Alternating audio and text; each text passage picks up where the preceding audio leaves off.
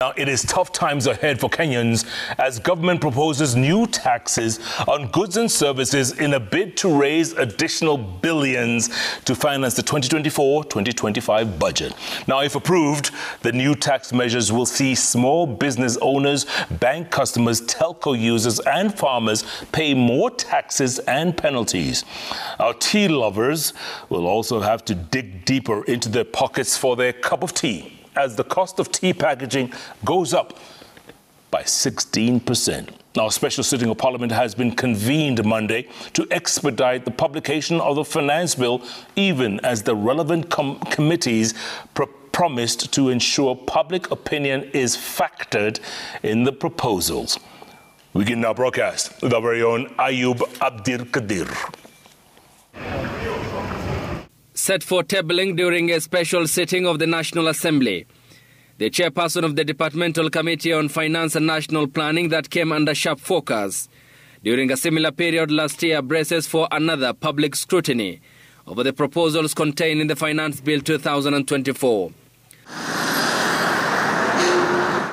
In the proposals meant to net more than 320 billion Kenya shillings in new tax plans, the bill seeks to impose additional costs on financial transactions, a move seen as reversing the gains made from cuts made on money transfers in 2023.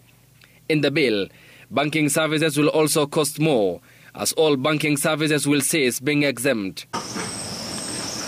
The bill also erodes the incentives earlier extended to farmers by exposing them to competition from East African Community member states. This is after removing taxes on eggs and onions from regional states to compete with the local producers. Tea farmers are also dealt a blow should the new bill get a nod from Parliament, as the cost of tea packaging will go up by 16%, making the Kenyan tea less competitive by pushing up the cost of tea. This is likely to be passed on tea lovers who will have to pay more for their cup of beverage. The proposals seek to empower the Kenya Revenue Authority to demand for integration of electronic tax invoice management system, also known as ETIMS, failure to which 2 million Kenya shillings penalty will be imposed on the defaulter every month. Experts say, while large businesses have onboarded ETIMS, the provision seeks to compel small businesses to follow suit. The bill seeks to amend the Data Protection Act to exempt the Kenya Revenue Authority from constraints in accessing personal data, to enhance the enforcement of tax collection to see loopholes in tax evasion and enable the taxman meet his targets. Actually, one of the things that I've seen, which is very rare, it never used to happen, is where you have other taxes, you do not, again, for example, VAT, you do not put, again, excise duty on it. Now we have a situation where you have been taxed on VAT on something, and again there's an excise duty on top.